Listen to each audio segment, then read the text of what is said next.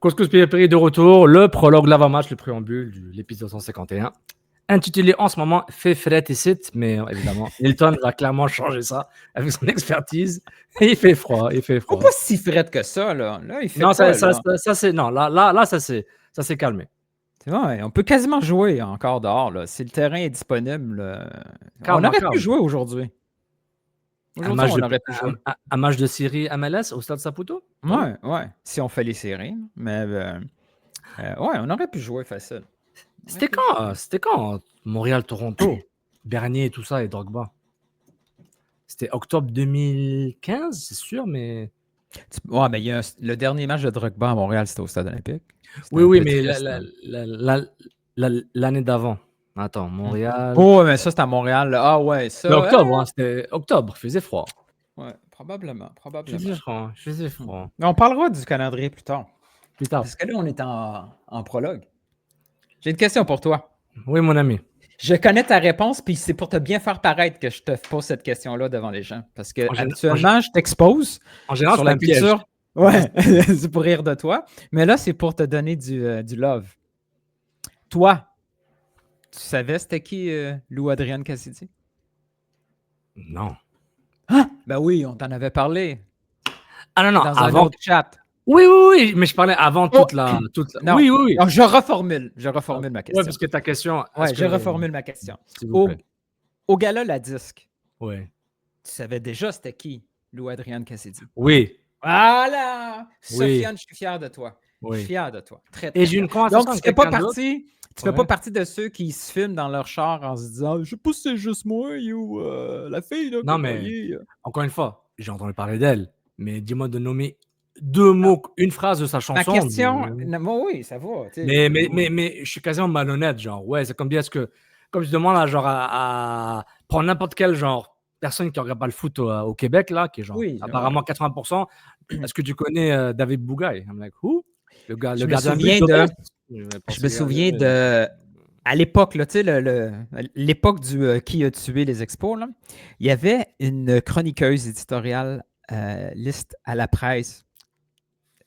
Son nom là, m'échappe, mais c'est une Madame Gagnon, là, genre Micheline. C'était une Micheline Gagnon. Shout-out à tous les gagnants. Bonjour, David. Winner. Donc, on va l'appeler Micheline Gagnon. Si c'est pas le bon, on corrigera plus tard. Elle, il y avait un projet pour changer le nom d'une rue ou un nouvel nom de rue pour la nommer la rue Gary Carter. Oui. Elle a fait un éditorial sur les changements de nom, tout ça. Et elle n'avait jamais entendu ce nom de sa vie. C'est pas normal. C'est pas normal. C'est pas anormal ou c'est pas normal? Ce n'est pas anormal. Ah, je suis pas d'accord avec toi. Quand tu es à Montréal, surtout dans les années 80-90, là, où les bulles, tu sais, les fameuses chambres d'écho, mais les chambres étaient beaucoup plus larges. Au lieu d'être 10 000 personnes, là, c'est comme... mais je pense que tu peux monter à 6 millions. Elle était dans les médias, dans sa ville, un personnage sportif emblématique. Elle n'avait jamais entendu parler de Gary Carter. J'étais là, wow, c'est une journaliste? C'est une journaliste? Historialiste, dans la presse. Ok, je pensais que c'était genre, tu sais, quand un citoyen écrit un article, là. Non. C'était ouf! C'est pour ça, là. Ok. Non. Donc, ouais, ça me fait penser. C'est pour ça que je t'ai challengé avec ma question. Mais tu sais, ce qui est marrant, c'est que j'ai eu une conversation il n'y a pas longtemps, ce matin. Je n'aimerais pas la personne parce que tu la connais très bien. On a parlé de Fabienne Larouche. Je connaissais Fabienne Larouche. Et pendant longtemps, je pensais que c'est une actrice, tellement qu'elle avait une gueule d'actrice, mais des plus scénariste. Oh non, elle est la boss des actrices. Elle fait travailler les actrices. C'est ça. Donc voilà. On fait pause ou on ajoute là? Non, on ajoute. On a un invité spécial? Un invité spécial? On est en enregistrement, en avant. Un invité dans le prologue, ça peut déraper. Là. Ça peut déraper. Donc, on le fait? On fait une pause. On fait une pause et on revient. OK. Pause. Et on est de retour. Par magie. On a quelqu'un qui est avec nous pour le l'avant-match. Elle s'appelle Laure. On va la présenter après le jingle. Bonjour, là. Nous, on fait les choses à l'envers. On met quelqu'un, on ne dit pas c'est qui, on le présente plus tard. On dit « Oh, shit, c'est elle! » Alors, en général, ce qu'on fait, on parle pas de foot pendant 5 minutes. Donc, première question, 10 minutes, 15. Allez, il nous reste 1 heure, même pas là, sinon ça va mal finir sur Teams ou Slack. Mais qu'est-ce que tu regardes en ce moment? Netflix, Prime, Crave TV, ici Tout Radio, Tout TV, YouTube. Qu'est-ce que tu regardes en ce moment? Série, film? Qu'est-ce que je regarde? J'ai regardé la dernière saison de Vince Staples Show. De Vince, Très, très attends. Répète ça. The Vince Staples Show. Oui. Vince Staples, Oui. le rappeur qui fait qui a fait un show. C'est un peu perché, mais c'est vraiment le fun. J'ai vraiment aimé. Bon, au début, je pense que les 8 épisodes en 2 jours, ça donne l'impression que j'ai pas beaucoup de vie, mais. Tu serais étonné. Au début, je pensais que c'était un comédien, tellement que je voyais les trailers, c'était marrant, mais j'ai vu que c'était un rappeur. Il est très drôle. Pour vrai, il écrit, en plus, il travaille, il est à la direction et tout. Moi, je trouve que c'est un artiste assez complet au final maintenant. Ses goûts sont différents. Moi, j'étais en mode genre, moi, j'aime Predator, Die Hard 1 et 2. J'aime les séries, j'aime les dessins animés japonais. Je dirais l'arrêter en 92. Moi, j'essaie de tenter dans la gorge la culture québécoise. Et elle m'arrive avec quelque chose que je pensais qu'il parlait de bureau en gros, Staples. C'est de quoi Staples, Vince Staples. C'est pas bureau en gros. Au maire de serre. Non. Ah, mon Dieu. Bon, on prend pas de temps. On arrête le prologue là. On part de trucs officiels et on présente notre invité de la semaine. Allez, on y va. Allez, prêt pour le jingle. Il est marrant, il est super, il est légendaire. Couscous Péripéri, on arrive. Je vais t'expliquer. Ils sont pas au niveau, les arbitres. Vous écoutez Couscous Piripiri.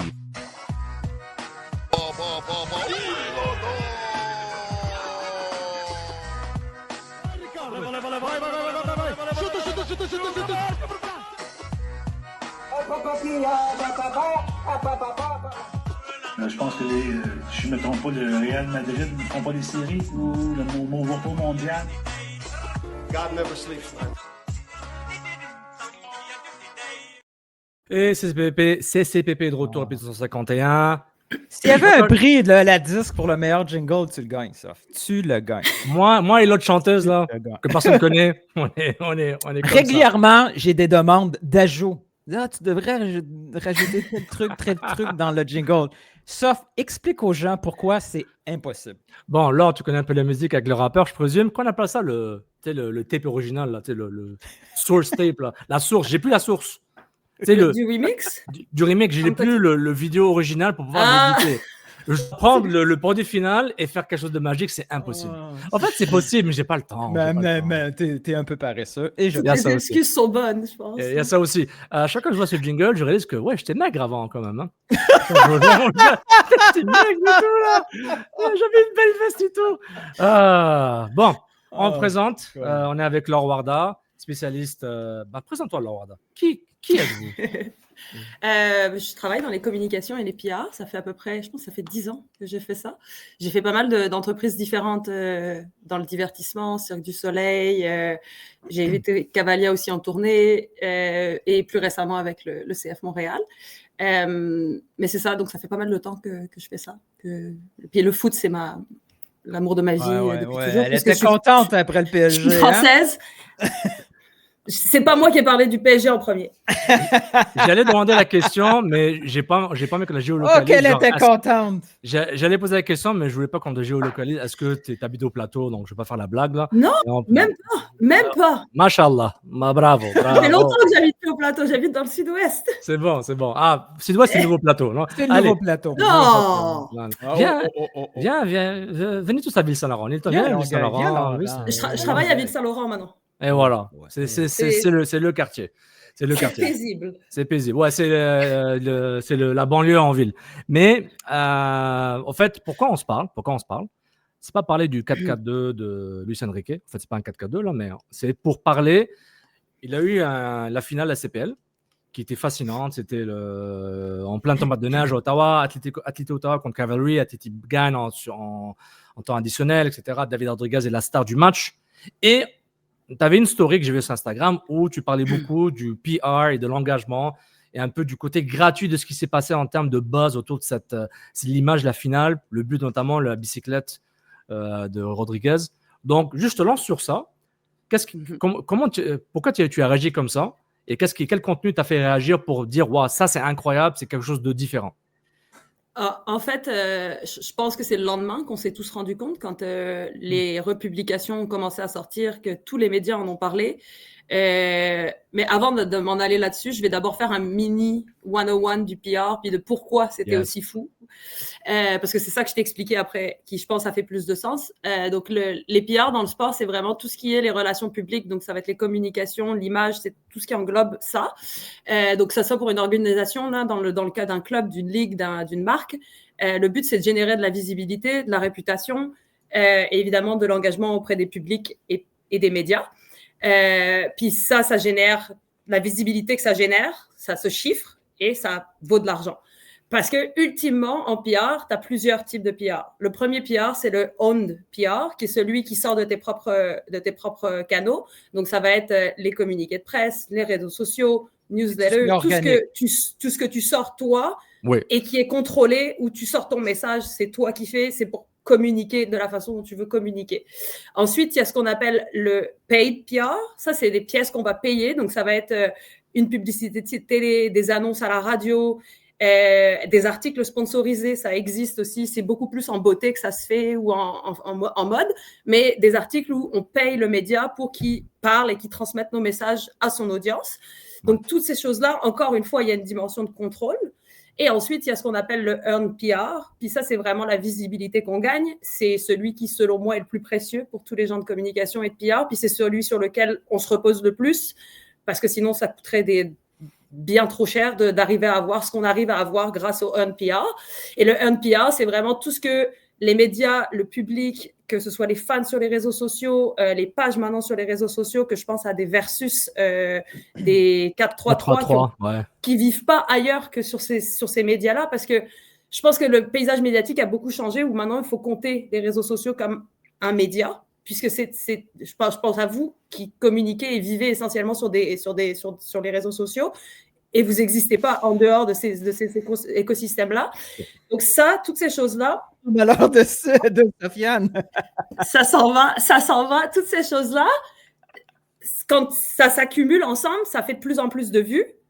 Et toutes les vues, une impression égale un certain montant. Donc, je ne sais pas, par exemple, on prendrait, je vais dire une bêtise, là, c'est complètement fictif, mais supposons que pour une impression d'une personne, c'est 0,1 centime que ça coûte. Par exemple. Tu multiplies ça par 100 millions.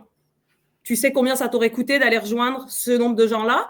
On s'entend qu'il y a très peu de gens qui ont les moyens d'aller mettre 100 millions dans juste une campagne. Je ne pense même pas qu'il y ait vraiment des marques qui ont les moyens de faire ça. Et donc, en fait, c'est pour ça que moi, j'ai capoté là, en voyant les chiffres de la CPL. Puis je m'en suis doutée avant qu'ils sortent le chiffre total.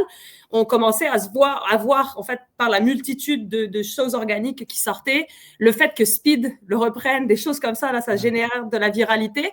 Et en fait, c'est ça, 786 millions de personnes rejointes en 48 heures.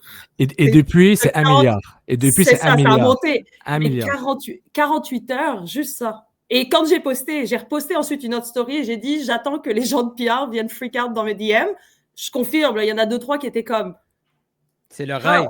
C'est le rêve. C'est le rêve. Surtout, en fait, je vais aller le mettre encore plus sur le rôle d'une ligue comme la CPL.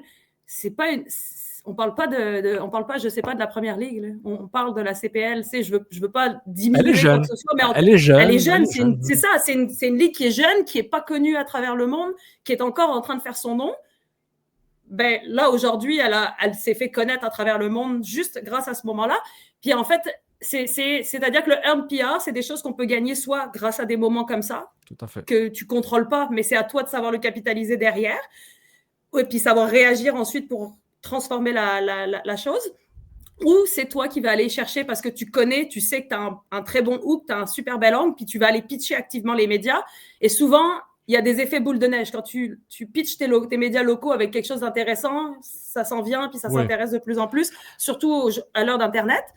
Mais là, en l'occurrence, c'est ça aussi. Moi, c'est ça que je trouvais fou, c'est ils n'ont rien fait. C'est juste ce moment, ce bicycle kick dans la neige qui est devenu le icicle kick, qui a créé toute cette viralité. Puis tout est parti. Je veux dire, j'ai même lu un article sur l'équipe Sur en foot, là, France. mais sur foot, Ouais, il y avait sur Puis, photo.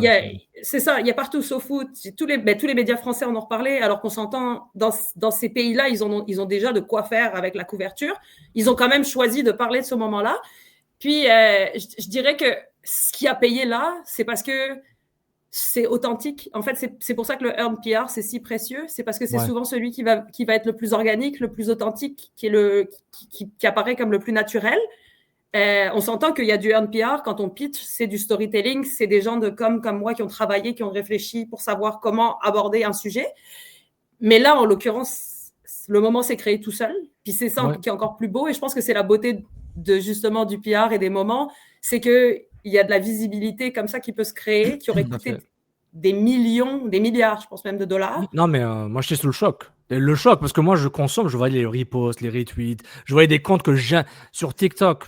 Par hasard, j'y allais pour, je sais plus pourquoi là, puis je tombais sur des comptes britanniques de YouTubers UK qui sont connus pour le foot, les YouTubers anglais qui sont vraiment top, puis ils parlaient de ça.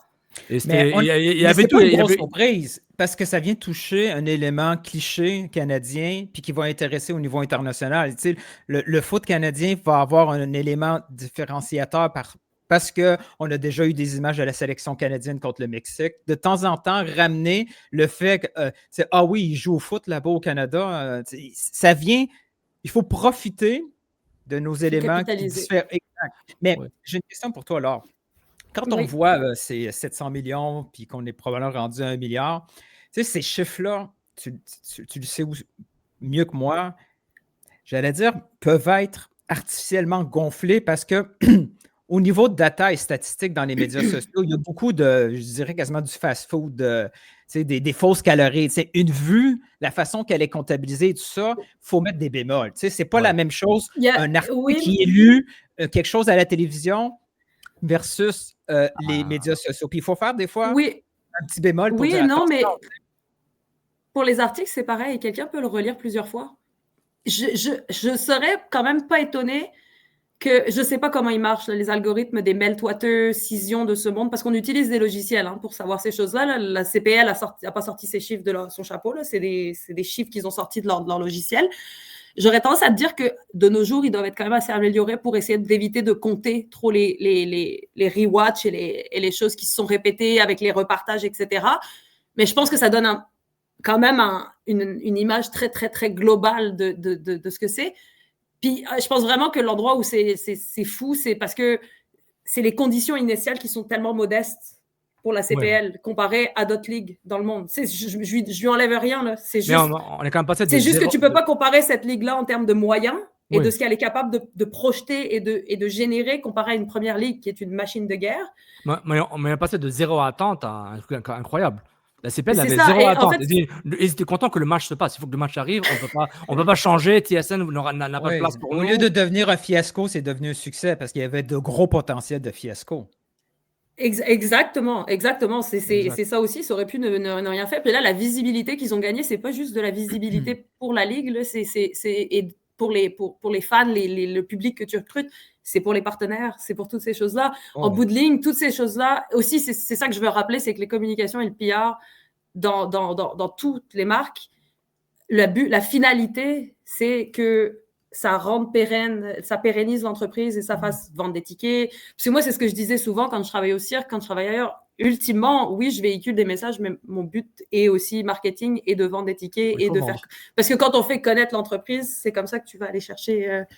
Mais il y a des façons. Je te dirais que ça a beaucoup, moi, dans les 10 dernières années, je vois énormément les évolutions apparaître et d'à quel point les audiences sont de plus en plus sensibles à l'authenticité, à la transparence des marques et qu'ils aient l'impression que les messages, ils ont besoin que ça se lie à leurs valeurs.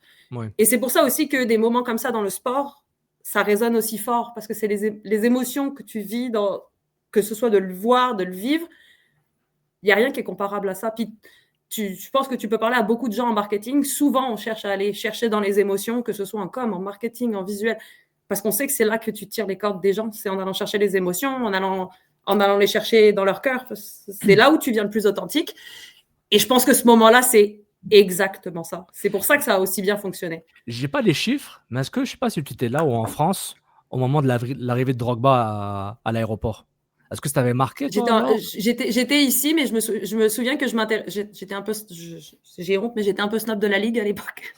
On commence toujours. Tout le monde a commencé comme ça. C'est une bonne européenne qui a débarqué ici. Donc, je ne regardais pas trop, mais je me souviens que quand Drogba est arrivé, j'avais suivi ce qui s'était passé, puis j'avais vu justement tout le...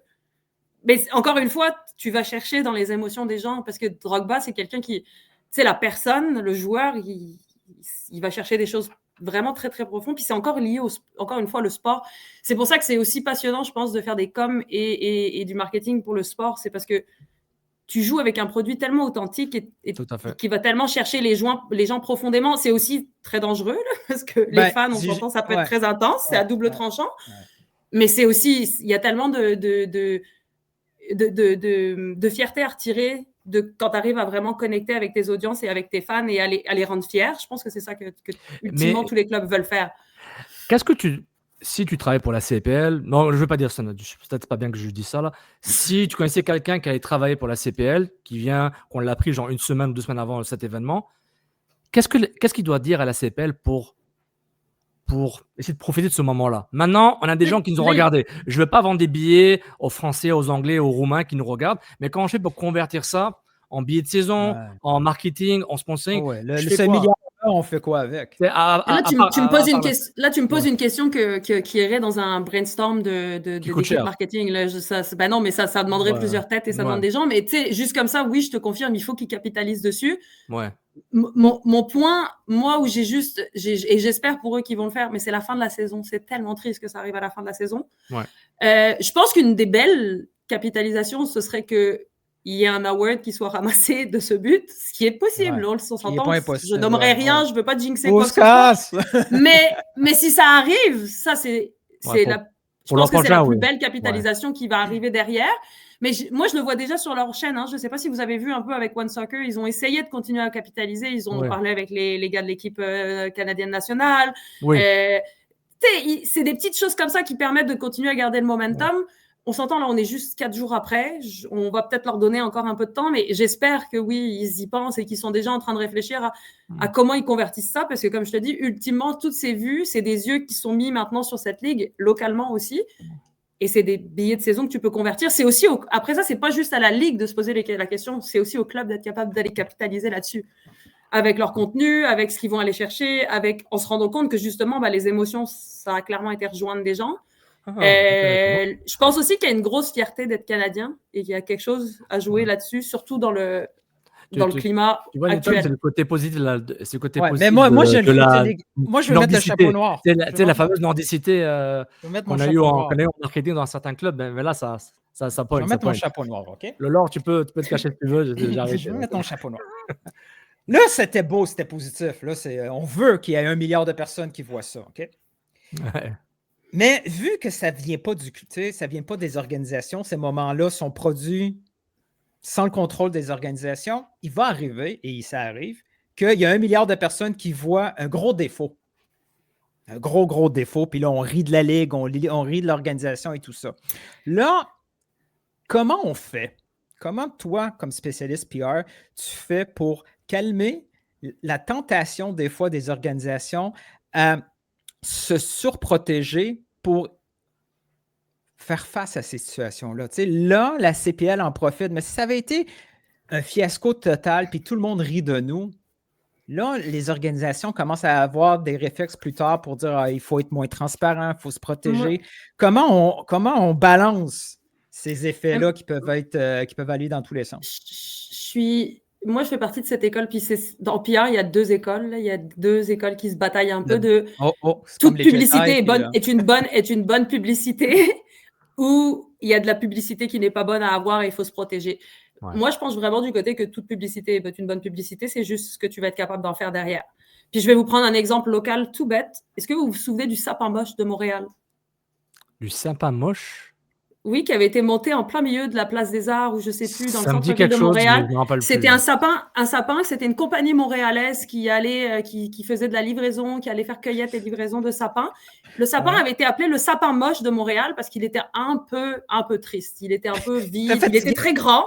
Il était grand, mais il était un peu fatigué. Mais ce qu'ils ont réussi à faire derrière est assez fou. C'est parce que tout le monde les critique. Le sapin Oui. lait, ok, je me rappelle. Ça Yes, parlait. yes. Ouais, c'est ça. Yes, Excusez-moi. yes. Ça Non, parlait. non, non, non, non. Non, non, parce que j'ai l'image, il Bien était dans sûr. la place des festivals, là. Non, mais c'est exactement ça. Oui, oui, Mais oui, derrière, oui. la compagnie a fait ses meilleures ventes. Je connaissais une des Ouais. personnes qui était dedans. Là. Ils ont fait des Wow. ventes incroyables parce qu'ils ont spiné le message de peut-être que notre sapin il était un peu triste et il est un peu fatigué, Ouais. mais il est québécois. Il vient d'ici. Il est plus grand. Puis ils ont été juste aller rechercher le positif. Et moi, je suis persuadée qu'il y a toujours une façon d'aller rechercher quelque chose de bon, même si tu fais un flop. Je pense pas que se cacher, c'est la solution, de toute façon. Parce que quand tu te caches, tu contrôles plus le narratif, tu laisses tout le monde parler autour de toi. Comme ça, Et je pense Nilton, que... là. Hein, le vide. Non, mais... Il faut pas laisser le vide c'est- parler pour toi. Bah oui. je pense que c'est le pire ennemi des coms, selon moi. Et il y a encore beaucoup d'entreprises à travers le monde et à travers toutes les industries qui font cette erreur-là de se terrer un petit peu dans le silence plutôt que... Et je pense qu'à l'heure des réseaux sociaux, c'est encore pire. Parce que ça va tellement vite qu'on aille encore chercher d'autres choses quand tu es silencieux, quand tu parles pas. Quand, tu sais, imaginons, là, la CPL, c'était un flop, ils doivent arrêter la finale en plein milieu, elle doit être reportée, je sais pas. Et pourtant, elle a Il y a été un- arrêtée une heure à peu près entre les deux. Et c'est ça, ben Non, oui, il quand faut ils en pensent. parler, Mais là.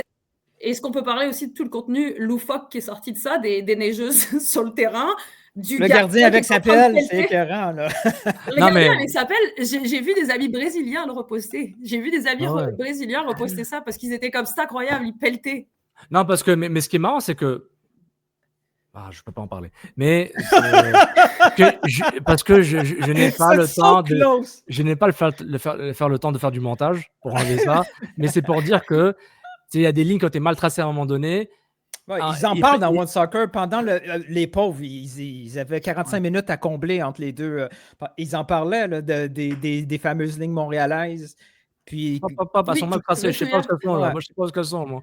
Mais elles sont mal tracées. Mais à un moment, le club qui était impliqué dans ça a fait de l'autodérision beaucoup plus tard. Mais justement, moi, c'était ça ma question. Est-ce que tu trouves que les organisations sportives en dehors de Montréal et d'autres organisations que tu connais bien peut-être ou que tu côtoies, ils doivent plus faire de l'autodérision, rire un peu plus pour essayer de vendre, pas de vendre, mais juste de passer le message. Ben, en fait, je trouve que ça fait pour quelqu'un qui vient d'Europe, là, puis qui le foot, c'est ma raison de vivre et n'importe qui se moque de mon équipe, c'est la fin du monde. T'as commencé le 2012. Tu veux te battre tout de suite, là. T'as commencé Non, j'ai commencé. Qatar, J'ai commencé quand j'étais petite avec mon papa, donc je suis toute jeune, hein, ça fait des années. Mais non, c'est ça. Je dirais que c'est ce côté banter, c'est ces blagues, c'est ce jeu entre les... Et parfois que les gens trouvent qu'on est intense entre les supporters. Par exemple, je vais te prendre les Marseillais et les Parisiens. Les gens nous trouvent intenses, mais ça fait partie du jeu. Oui. Ce serait pas drôle si on s'aimait. Ce serait vraiment pas drôle. Je prends beaucoup... Je pense à Vincent en disant ça, parce que je sais qu'il va peut-être voir ça, mais je prends tellement de plaisir à détester les Marseillais. Oui, et puis on le voit. Ça fait partie du show. Donc moi, je suis pour... Par exemple, en MLS, les clubs que je trouve très drôles, c'est ceux qui sont très bons sur l'autodérision. Je vais te donner Charlotte, sont incroyables. Les mimes sont très bons. Très bons. Charlotte, ils sont toujours en plus tellement réactifs, parce que c'est aussi ça, il faut être très, très réactif. Leur équipe est aussi vraiment Mais pour être réactif, Laure, il faut avoir la liberté de le faire, puis pas avoir du second thought à chaque fois. Parce que oui, tu sais, il y a eu des comptes. Là, je prends un exemple du hockey. Vegas était très, très, très, très fort en médias sociaux dans la NHL.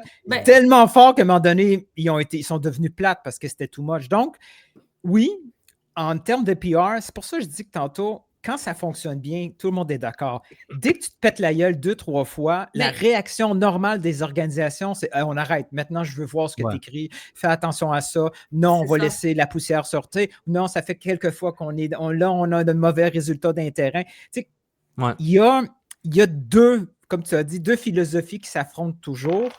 Quand ça va super bien, c'est un no-brainer. Mais comment on fait face à une situation où il faut casser un rythme? Disons, il y a un club X qui va très, très mal, en ligne des mauvaises histoires. Comment on peut spinner ça sans prendre davantage de risques? C'est tout le temps ça, l'enjeu. Là. Je ne sais pas si c'est faisable, même. C'est des questions... Ben, c'est difficile, mais je pense qu'il y a toujours d'autres aspects sur lesquels tu peux te concentrer dans le sport, que ce soit sur les personnes. Je pense qu'on oublie aussi souvent de se concentrer sur les joueurs qui sont, pour avoir travaillé proche d'athlètes de haut niveau, je pense qu'on les voit souvent comme juste des athlètes de haut niveau, mais on oublie que c'est des humains derrière. Ils ont tellement des belles histoires à raconter aussi. Et je pense qu'il y a d'autres avenues à explorer quand ça va pas bien. Mais il faut être ouvert à savoir que tu vas te faire ramasser. Ça va pas changer. Là. Je veux dire, les réseaux sociaux sont impardonnables quand ça va pas bien. Je pense que tous les clubs sont pareils avec ça. Là. Je prends le LA Galaxy, je regardais les commentaires en début de saison. Ils se font détruire sans arrêt.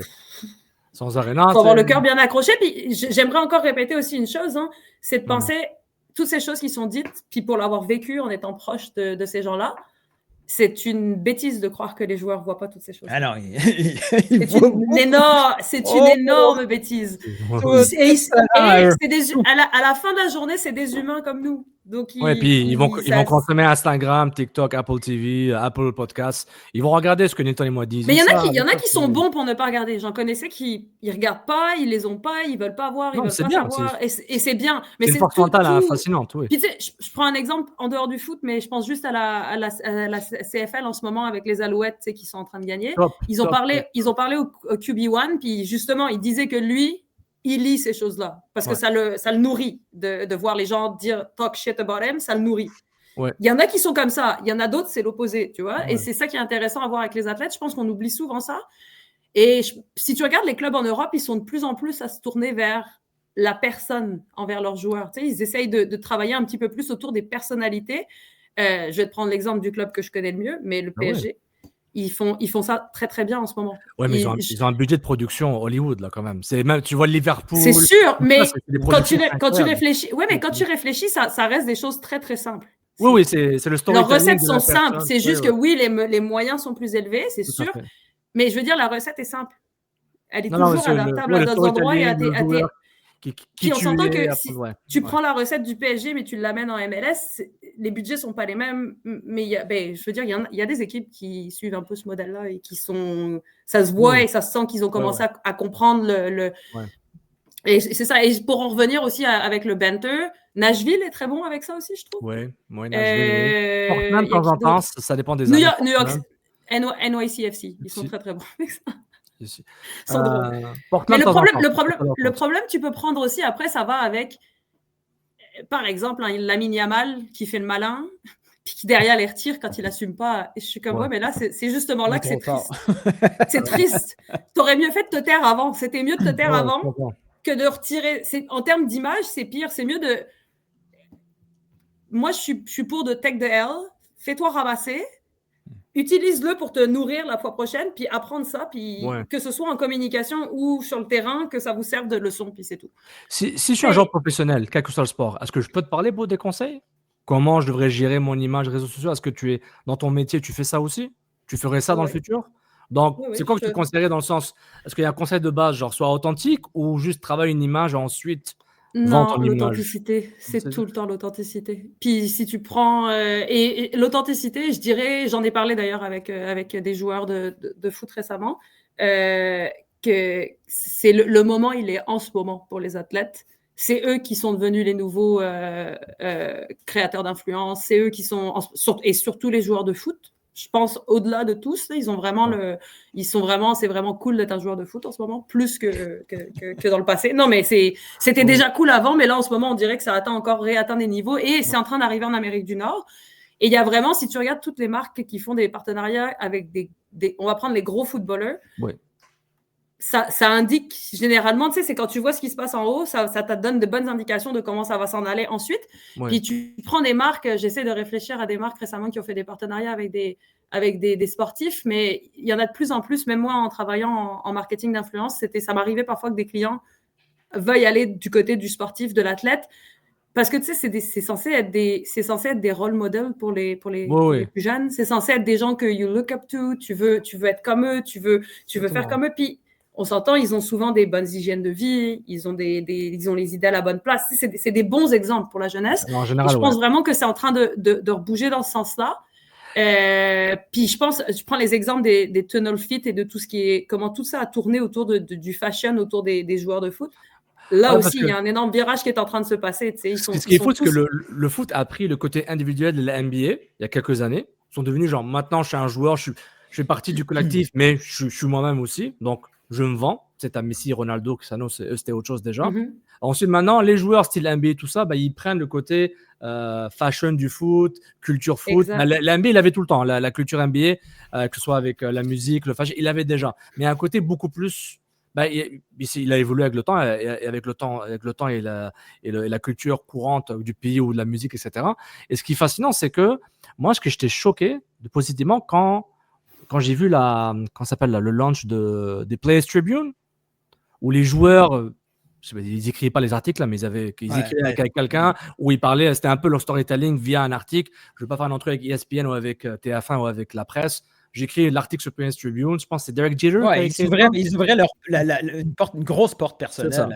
Mais certains, c'est des articles un peu sponsorisés pro-joueurs, là, c'était un peu aseptisé, comme certains documentaires Netflix, là, où genre, OK, merci pour ton vlog. Ça dépend des articles. Des fois, ça pouvait aller mais dans des zones. Justement, il y avait une diversité. Genre, tu choisis, mais il y avait une plateforme privée, mais pro-joueur, entre guillemets, et qui n'est pas nécessairement compatible, entre guillemets. Voilà, ça me faisait un peu à ça, ce que tu disais par rapport au Players Tribune. C'était vraiment, je trouve que c'est un moment déclencheur que, genre, en Amérique du Nord, OK, là, on change.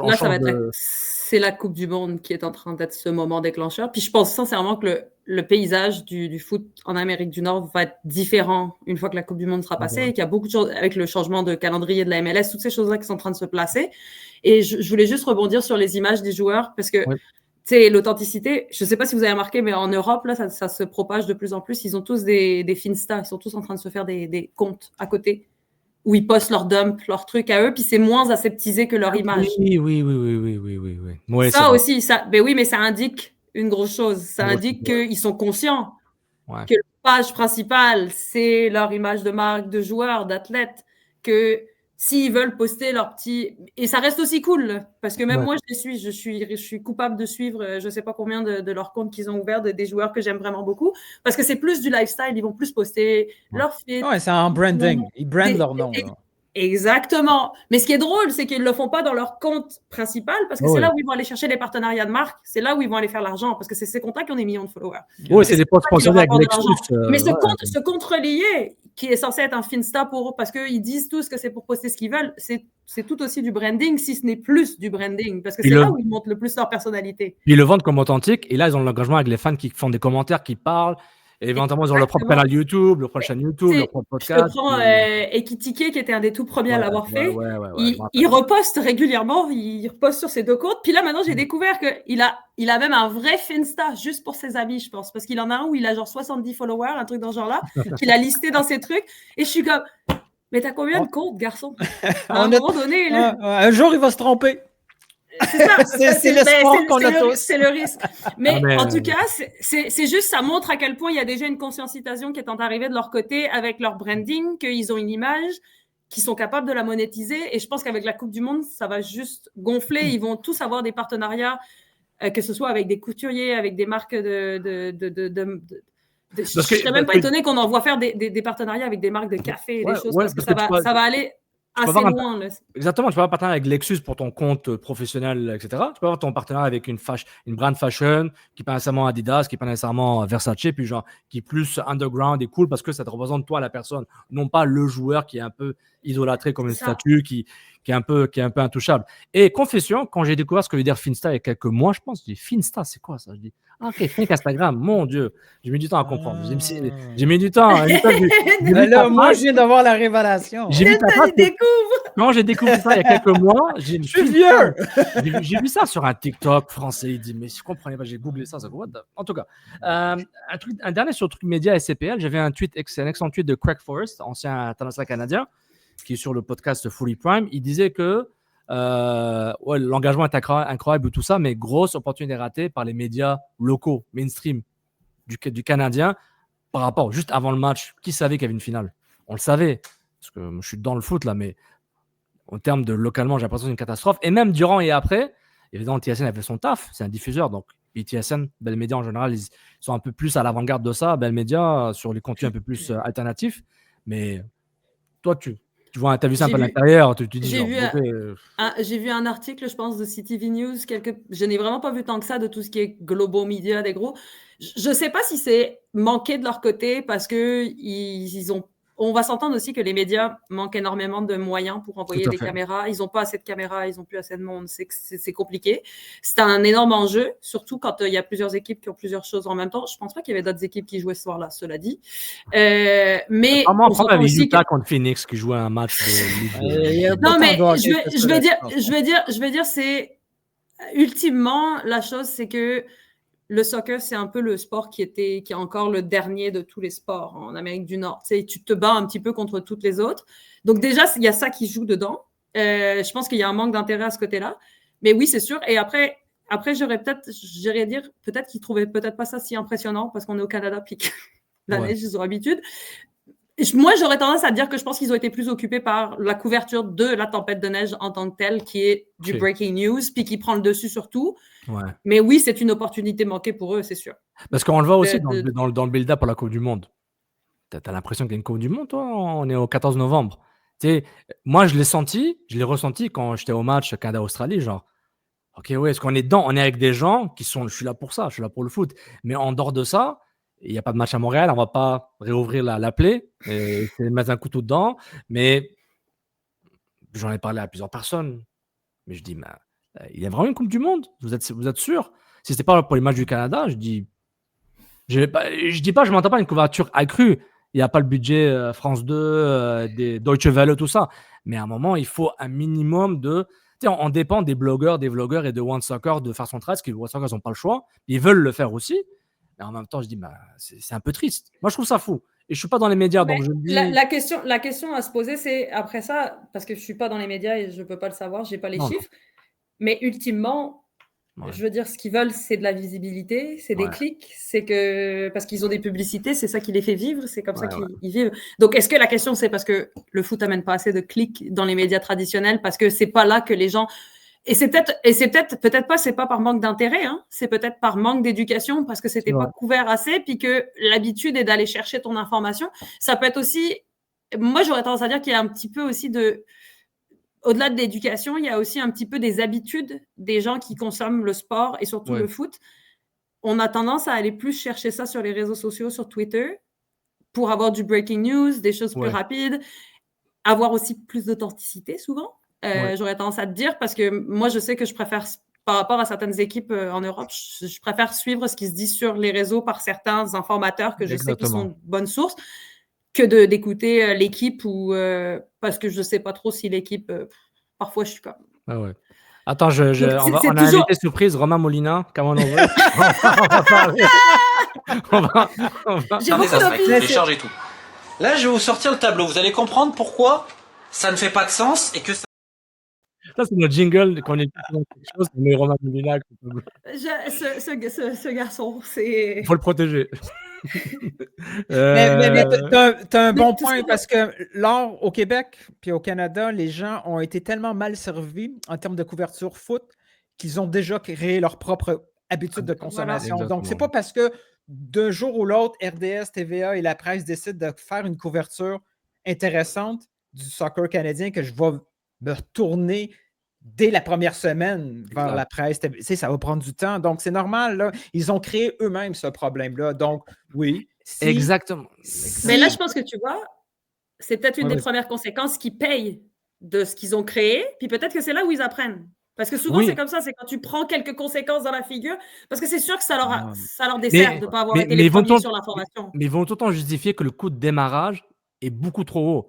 Mais si tu ne démarres pas il y a 5 ans, il y a 10 ans, tu démarres jamais. La meilleure façon de commencer, c'est aujourd'hui, c'est maintenant. Le meilleur moment de commencer, c'est maintenant. Et du coup, maintenant c'est trop tard. La Coupe du Monde, elle arrive. C'est rare que les organisations regardent les trucs émergents pour se préparer au futur. Là. C'est très, très rare parce que les gens sur place, là, on parle en dehors du sport, les gens sur place, les décideurs du moment, les trucs émergents, ils vont être à la retraite puis ils s'en tapent. Là. Ce ne sera plus mon problème, ça va être le problème de la prochaine génération. Bref, ça, c'est un sujet trop, trop vaste. MLS, t'en as parlé du calendrier. Ils ont bien fait. Je ne sais pas si tout le monde a reçu ce frame-là. Minnesota sont forts. J'aime Minnesota. Je soupçonne qu'ils ont envoyé ça à toutes les équipes et ont dit adapter aux couleurs de l'équipe. pour présenter les différences du calendrier. On voit clairement les grosses différences du calendrier actuel versus le calendrier qu'ici au Québec, on appelle hivernal, mais qui est dans le fond tout sauf l'hiver. Mais bon, c'est pas grave. Ça va prendre du temps, on va embarquer. On voit clairement c'est quoi les grosses différences. Pour Montréal, la grosse différence, c'est vu qu'on ne fait jamais les playoffs, mais on ne jouera pas au mois de mai. Non plus. C'est des blagues, là. On en fait des fois les playoffs. Mais c'est ça, le mois de mai, juin et une bonne partie de juillet, on vient de perdre ces matchs-là à domicile. Sinon, c'est pas mal la même chose. Une information que Gabriel a donnée qui est intéressante, dans leur simulation de calendrier, on parlait que, en gros, sur 34 matchs, il y avait à peu près une trentaine de matchs qui étaient joués dans les mêmes semaines. Donc, il n'y a pas de grosse différence en termes de calendrier. Bon, il va y avoir des différences au niveau des degrés. Là, au lieu de voir un match à 24 degrés, il va y avoir quelques matchs proches de 4 degrés. Ben, bon, ça, on ira chercher une commandite de Canada Goose. En termes de PR et de potentiel de visibilité, parce que la MLS, je peux comprendre, là, cette décision-là a été prise, puis après, ils ont cherché les arguments. Plus de gros arguments américains du côté de la MLS, c'était la concurrence du calendrier sportif. Aux États-Unis, on le sait, la NFL décide tout au niveau sportif. Il faut éviter d'être en concurrence avec la NFL. Suit rapidement le collège américain. Le football collégial américain aussi, ça prend beaucoup de place dans les samedis, tout ça. Pour eux, ça avait beaucoup de sens de repositionner leur focus en termes de visibilité vers d'autres dates. Au niveau canadien, il n'y a personne qui a parlé de la concurrence sportive parce que là, tout d'un coup, on sort de la non-concurrence canadienne pour être directement dans la concurrence des Canadiens. Tu sais, les playoffs, le mois de mai, ben, il va y avoir une guerre de playoffs. Si jamais on fait les playoffs, ça va être un peu compliqué. Avant de toucher à la réalité montréalaise, qu'est-ce que ça donne comme nouvelle possibilité pour la MLS, ce genre de calendrier-là, selon toi? Moi, je pense que ça va permettre de redéfinir les moments forts de la saison. En particulier, la MLS Cup, qui tombait en plein dans la saison de NFL. Puis on le sait qu'aux États-Unis, c'est sûr que ça après une longue pause internationale entre les matchs de playoffs, donc tu perds un momentum au moins deux fois. Ouais. Exactement. Donc je pense que déjà là, il y a un énorme potentiel de redéfinir un moment, puis de gagner plus de visibilité. Aussi, on va parler du nouveau format de partenariat avec Apple TV. C'est quand même majeur que ça fasse partie de Apple TV. Ça veut dire que n'importe qui, même en Angleterre, en France, peut regarder. Parce que moi, ça m'arrivait souvent quand j'étais au CF que mes amis de France me demandaient où est-ce qu'ils pouvaient regarder les matchs. Puis j'étais comme, faut que tu prennes le MLS Season Pass. Est-ce que demander de les adopter pour être un proche, pour faire le Apple Share Family Ça n'arrivera pas. Je confirme que j'avais plusieurs personnes dans ma famille pour partager mon Apple Season Pass que j'avais. Non, mais il y avait plusieurs personnes, elles se reconnaîtront. Mais non, c'est ça. Donc il y a ça, mais c'est marrant parce que de l'autre côté, c'est un peu l'opposé pour le Canada. Il y a ce risque justement de fragmentation de l'audience qui est beaucoup plus prononcé maintenant qu'on se retrouve sur un calendrier où on compétitionne, en particulier avec le hockey, je pense. Mais justement, quand on en parlait tout à l'heure, qu'il y a un besoin d'éduquer les médias et d'éduquer l'audience. Et je pense qu'il faut profiter de ce tournant-là, cette chose qui est en train d'arriver, pour ressaisir toutes les choses et retravailler ce qui se passe avec la couverture médiatique. C'est l'occasion pour les médias de justement prendre en compte le sport comme important et d'en faire une place dans sa couverture, de ne pas le négliger, même si il y a la NHL, comme tu veux. Le hockey, la NHL. Tu peux dire en arabe, en portugais. Dans le fond, tu peux juste dire canadien, parce que c'est ça, en gros, la concurrence. C'est la concurrence, c'est le canadien. C'est ça. Avec le canadien et ton pôle de hockey. C'est ça. Mais j'ai du mal à croire que parce que quelqu'un regarde le hockey, d'un seul coup, il n'en a plus rien à faire du foot s'il aime le foot. Non, le côté exclusivement mutuel, c'est un peu... C'est quelque chose de faux. C'est peut-être vrai dans certains cas, mais oui, mais c'est pour ça. Donc c'est pour ça la question. Non, mais c'est moi qui ai coupé, mais c'est juste la question. Elle réside plus dans si c'est pas parce que moi en tant que fan, je pense. C'est mon avis personnel. Là. On s'entend quand on fait du marketing et de la com, on se bosse pas sur des avis personnels. C'est probablement la pire chose. Mais Je veux dire, je pense que ça vaudrait de faire des sondages pour voir que c'est pas ça qui coupe la couverture, c'est pas ça qui coupe le fait que les gens vont. C'est pas le fait qu'il y ait trop de couverture et il faut lire, faut aller voir l'article d'un tel sur le Canadien, puis oh mince, je dois lire aussi un article de 4 minutes sur le CF, oh là là, oh puis maintenant il y a le FC Supra aussi. Quelqu'un qui aime le sport, là, il va trouver le temps, il va le faire, il va regarder. Je pense que quelqu'un qui est vraiment passionné, il regarde aussi pas mal tous les contenus qui sortent, les podcasts, les choses, il les écoute.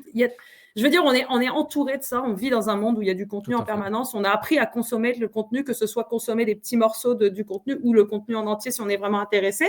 Donc, je pense vraiment que la question, selon moi, elle n'est pas de la concurrence. Elle est plus de comment on montre qu'on éduque et on donne l'envie de lire tout ça. Puis je pense qu'il y a beaucoup de choses à refaire en termes de comment on aborde le sport. Parce que peut-être c'est peut-être pas comme ça que les gens veulent le voir. C'est marrant de dire que Nintendo, on en parle souvent avec d'autres personnes. Je ne vais pas les nommer parce que c'est privé, parce que s'ils ne veulent pas que je dise leur nom, là, mais Nintendo va comprendre. Le mot éducation revient souvent. Puis là, on fait un peu du foot média, Zama, depuis 2012, là, 2011. Mais il y a tout le temps, j'ai l'impression qu'il y a un reset à chaque année. Ouais, chaque 2-3 ans, il y a un reset où tout le monde oublie que le foot existe. Foot 101, on oublie.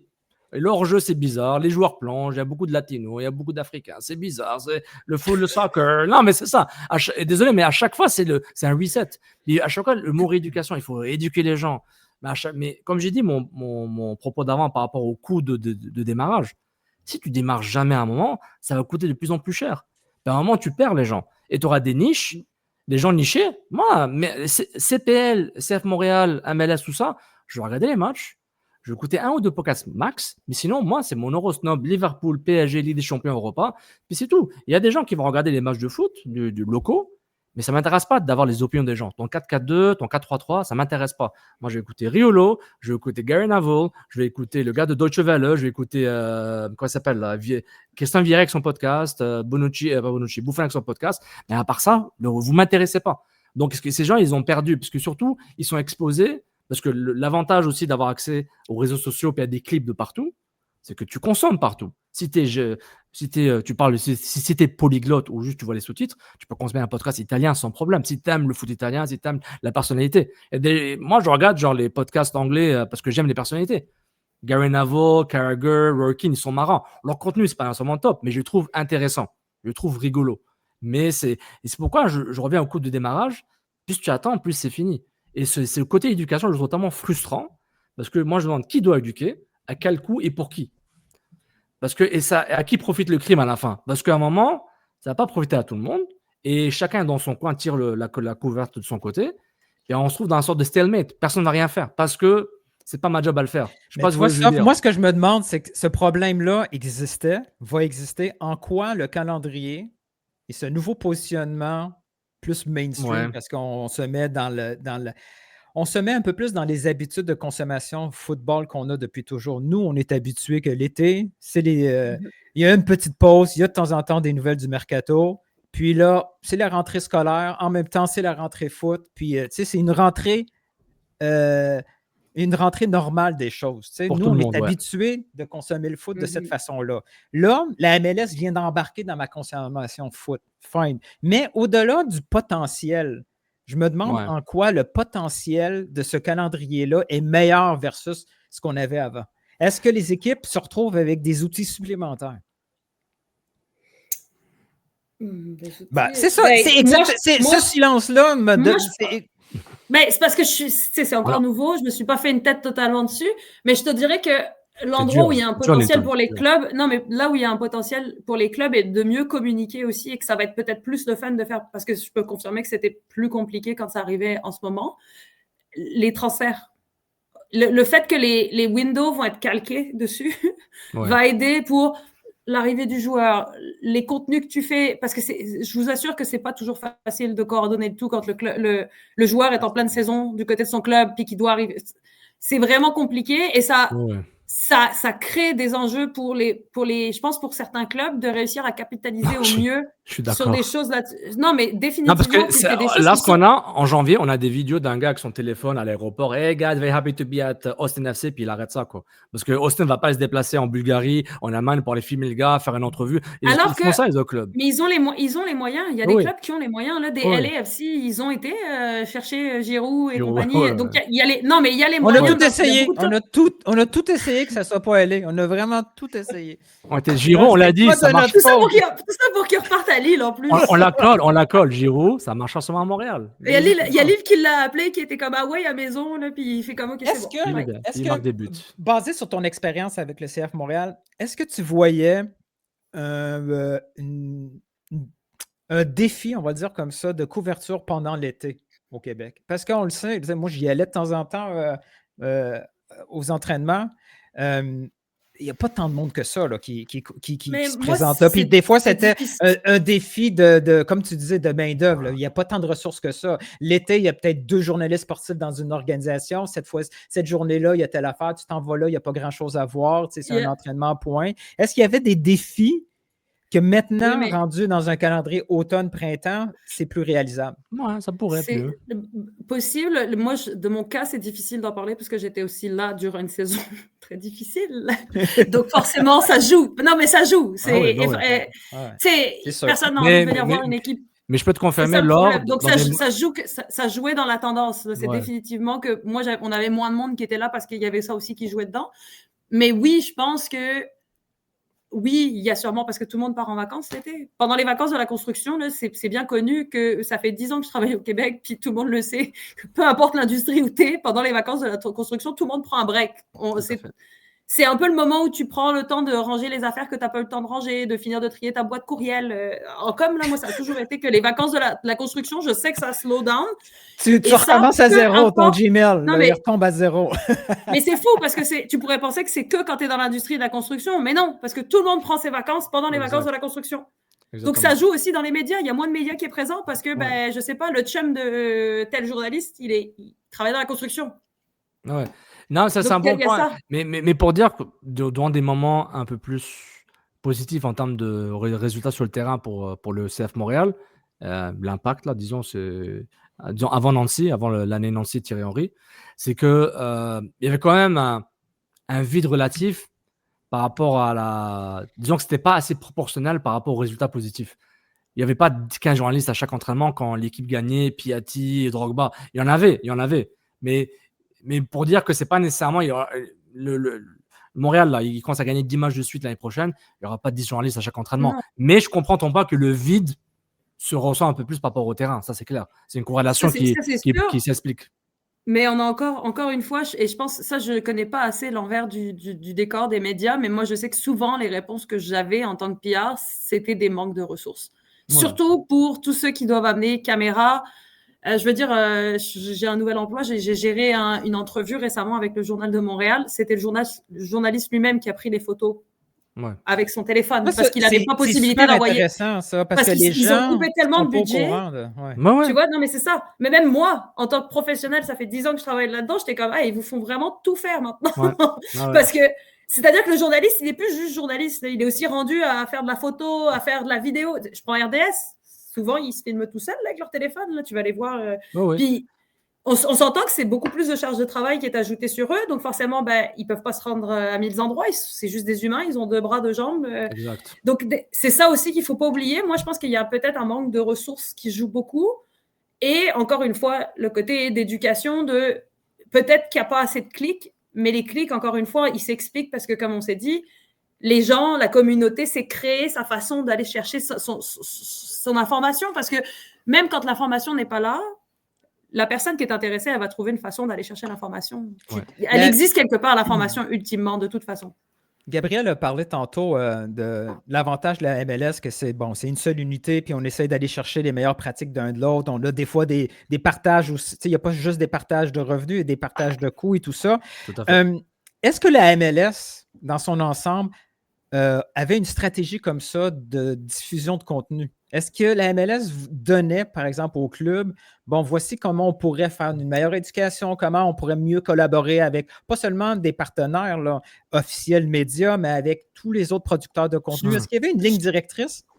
On avait ce qu'on appelle le marketing media tour en début d'année. C'est en pré-saison. Là, c'est là où on fait toutes les photos, les power poses, toutes ces choses-là avec le joueur. Puis il y a toute une journée où tous les PR se rassemblent tous ensemble et qu'on parle, ils nous présentent le plan pour l'année, etc. Donc oui, on est quand même conscient de où est-ce que ça s'en va. Puis je pense que quand tu regardes la ligue et les clubs en tant que tels, tu vois bien que tout le monde pousse un peu dans la même direction. Ouais.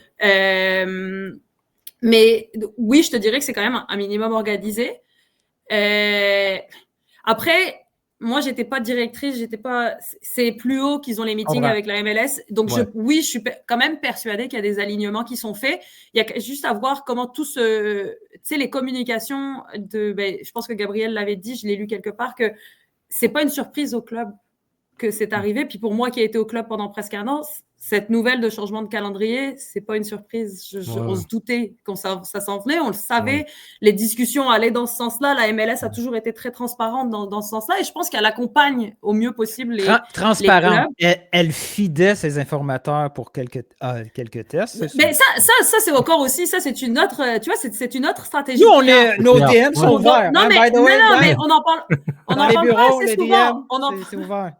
On n'en parle pas assez souvent, mais les leaks, ça peut être des stratégies de PR.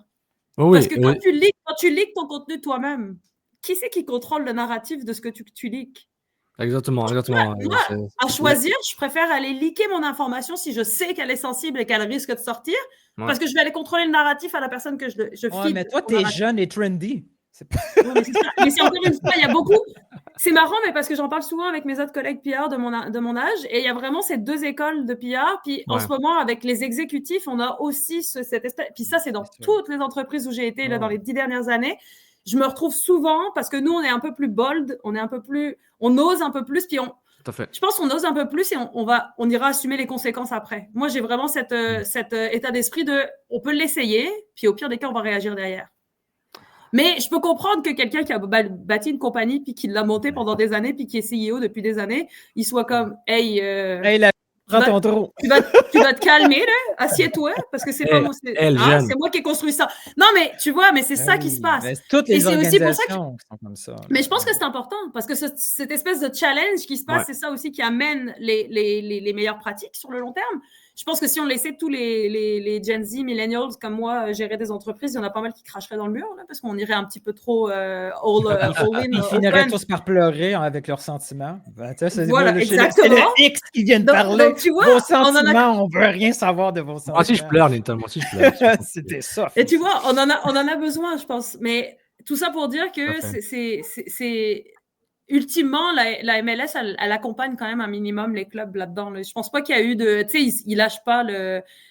Et la MLS n'a rien à gagner à pas accompagner les clubs et à pas s'assurer que le narratif qu'elle veut qu'il sorte soit bien le narratif qui sorte, parce qu'en ce moment, ils sont dans un point tournant où ils changent leur calendrier, puis c'est essentiel que les communications soient très claires de où est-ce que ça s'en va. On l'a vu dans les derniers 48 heures, là, tout a été contrôlé. Le seul truc qu'ils ont réussi à obtenir en échange, c'est on ne sait toujours pas qui a voté contre. On ne le saura jamais. Tu vois? Je pense qu'ils arriveront à savoir. Moi, oui, pas nous. On parle de nous, là. Personne ne va nous DM. Ouais, mais ça va... Il n'y aura pas un slide. Je pense que Tommy Scoop sera dessus, à mon avis. As-tu une dernière question, Soph, avant que moi je pose ma dernière question? Pose ta dernière question. Attends, mais avant. On a dû rouler le jingle dès le début du calendrier, mais désolé, Laure, c'est une tradition. Ouais, ça c'est Montréal. Come on! C'est Laurent.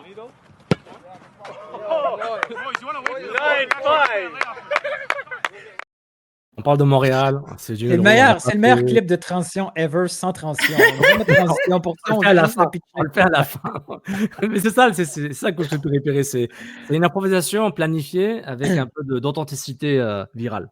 Wow, avant de poser la question, je veux te remercier, Laure, pour tout ce que tu as fait pour le CCPP, puis aussi pour plein d'autres gens des médias. Là, pendant que tu as été là, tu as été top. Je l'ai jamais rencontré une fois. Je vais pas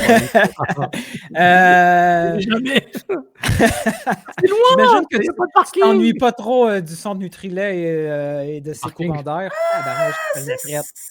Il faisait fret, mais en vrai, ça me manque quand même parfois. Ouais, Le foot, C'est le foot, là, c'est le cœur, c'est toujours important. Une pratique, c'est le fun pour quelqu'un qui aime le foot. Attends, ton joueur non, mais préféré? pour vrai, je pense que je serais toujours reconnaissante de la chance que j'ai eue d'avoir cette place-là. Je pense que pour quelqu'un qui aime le foot et qui a grandi avec, en tout cas, la petite fille que j'étais quand j'avais 4 ans et que je regardais des matchs, si un jour elle s'était dit qu'elle se retrouverait sur les bords, sur les sidelines, puis qu'elle aurait Messi qui passerait à 2 mètres d'elle, puis que ce serait normal. C'est fou, hein. J'aurais jamais cru. Et pourtant, je connais quelqu'un qui l'a. Oh, et moi, peu importe, est-ce que tu peux le huer, là. Hey, je connais quelqu'un qui l'a vécu une fois, cette expérience-là, puis il est encore sous le choc. Calme-toi. Attends, excuse-moi, Laure, ton joueur qui t'a fait rêver quand tu étais petite, PSG ou ailleurs? Tu sais, je veux pas. Faut qu'elle dise. C'est sûr, si elle dit pas Paoletta, on finit le show là. Mais j'avais dit, non mais c'est drôle, mais j'allais dire Paoletta parce que je pense que c'est lui qui m'a fait aimer le PSG parce que Paoletta au PSG, c'est l'aigle des Açores. Moi, je pensais que c'était Pierre-Alain Fro là. Et d'ailleurs, ce qui est très drôle, c'est qu'après ça, il a fini aux Girondins de Bordeaux. J'ai grandi à Bordeaux. Mon père a supporté les Girondins de Bordeaux. Quand il est arrivé là, Bordeaux. Il arrivait pas de Bordeaux. Il arrivait de Bordeaux, oui, il arrivait de Bordeaux. Bordeaux. Parce que ça avait fait du bif entre mon père et moi. Parce que mon père, il y avait déjà du bif avec moi parce que je supportais le PSG. Pour lui, de toutes les équipes de France que j'ai choisies, le PSG, c'était terrible. Est-ce que vous êtes réconcilié autour de Ali Benarbia un peu ou non? Non, mais encore au jour d'aujourd'hui, si je parle un peu trop du PSG, il me dit OK, ça va alors. Je peux te dire que quand on a gagné la Champions League, c'était un des premiers que j'ai appelé. Je tiens à le dire. Il m'a répondu sur FaceTime, il m'a dit juste allez, vas-y. Allez, vas-y. Puis il m'a juste laissé exprimer ma joie. Et après ça, il m'a dit OK, c'est bon. Bonne journée. C'est bon, le Qatar a gagné, bye. Boum. Mais c'est ça, mais mon père n'aime vraiment pas le PSG. Mais vous voyez, j'ai grandi en devant défendre mon club. T'as grandi dans le conflit. Excuse-moi, Nilton, je t'interromps avec une question. Non, c'est pas grave, parce que tu vas voir, ma question est pas mal stupide. J'ai une question pour toi, mais ça demande un jingle.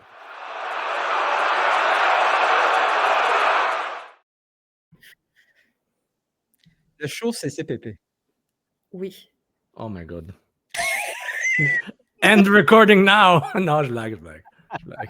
Le show CCPP était vu par combien de personnes au club? Over-under. C'est difficile de donner un chiffre, mais je vous confirme que... Je te niaise. Mais vous savez qu'on écoute tous, hein? Il n'y a pas juste nous, les gens des coms, qui écoutons ce que vous faites. Les gens s'intéressent au club. Je pense que les gens au club sont vraiment passionnés. Ils aiment ça, ils aiment l'équipe, ils l'ont à cœur. Puis ça m'arrivait parfois d'avoir quelqu'un des finances ou même des HR qui me disait qu'ils avaient entendu l'épisode d'un tel ou ils avaient entendu parler de tel chose. T'as entendu ce que le Cav Hamilton a dit? Mais après, aussi, il faut savoir, ça fait partie des exercices des gens qui sont en relation de presse, responsable de relations médias comme je l'étais au CR. Le résumé non, mais on envoie une revue de presse tous les jours pour la couverture, puis ça, c'est dans toutes les entreprises. Donc, évidemment, les gens regardent. Donc, non, je vous confirme, mais les gens regardent ce que il y a quand même du monde. Mais les gens au club sont passionnés pour de vrai. C'est pour ça qu'ils se fâchent. C'est pour ça qu'il est aussi susceptible, parce que ça tient à cœur, ça va chercher les émotions. J'espère que tout le monde a aimé cet épisode. On n'a pas besoin de parler ni les compétences, de parler du calendrier en termes de foot, transfert, tout ça. C'était pas le mandat de l'épisode. Puis remercie Laure d'être passée. Vraiment, c'est super. J'ai appris beaucoup de choses. Tu parles bien le langage du marketing. Non, mais quand ce show-là avait l'air intelligent, puis c'est pas à cause de nous. Non, mais je te dis, quand j'ai répondu à ta story où tu commençais à une mini tirade de 3-4 fois, je dis OK, elle est vraiment passionnée. Je ne te connaissais pas vraiment, je savais que tu travaillais dans le domaine, mais OK, c'est bon. J'ai compris. J'ai dit, je ne vais pas lui dire. Je suis passionnée par le foot et par les coms. J'adore les coms et les relations. C'est bizarre, mais j'adore ce que je fais. Exactement. Mais par exemple, un excellent exemple de paid PR qui a été fait par la Ligue, que je t'ai dit, c'est Messi. Ouais, c'est du paid PR. C'est un exemple de paid PR. C'est du gros paid PR. Vraiment très gros paid PR, mais c'est du paid PR. Mais le ROI, ils peuvent calculer le ROI ou du moins le justifier. Donc c'est bien. Mais je vous confirme qu'il fonctionne et il est très très bien mis en place et bien. Je trouve qu'il est utilisé à son maximum. Il est leverage à tout ce qu'on peut l'utiliser. Pour vrai. Je pense qu'on est tous tannés d'entendre parler de Messi dans les clubs. Je vous confirme que c'est à travers tous les clubs. Dans les estrades aussi. J'ai passé tous les clubs. J'ai passé 10 minutes quand on était arrivé la première fois à Miami sur son feed TikTok caméra là, qui se fait dans un match. Là. Une caméra Mais qui ça, se fait je sur trouve ça TikTok. fascinant. J'ai Mais regardé tu ça. vois à quel point. C'est bien. Non, mais tu vois à quel point, moi, quand j'ai vu ça, je le vois d'un point de vue marketing et PR je suis comme, ils sont en train de tout presser du citron qu'ils peuvent prendre, qui leur coûte cher le citron, mais ils le pressent le citron. Ouais. Et ils ont raison, parce que le Chaque citron, scène c'est est mes rentabilisée. cils. Donc moi, Ah ouais. je le rentabiliserai, mon citron Non, aussi. c'est super intéressant. Bah, merci Laure, merci Newton. Avec merci, plaisir. Merci moi-même. Laure, Je m'avoir me invité. remercie aussi parce que N'oublie pas, you're the best. you're the best, N'oublie better pas, than the rest. t'es le meilleur. T'es le Oui, meilleur. bien sûr. N'oubliez pas de liker, vous abonner. On s'en fout un peu, mais juste liker, vous abonner. Laure, on va te prendre tes services pour faire la promotion du podcast et nous trouver des sponsors. Donc, on va travailler Avec sur plaisir. ça. Je travaille en freelance s'il y a des gens qui C'est ça. veulent. On dit ça, mais on fait zéro action. On fait zéro action. On a C'est des notre belles seule action. stratégies. The Merci tout le email monde. was the Merci. goal. Puis Ciao, ciao. à la prochaine. Allez, ciao. Bye.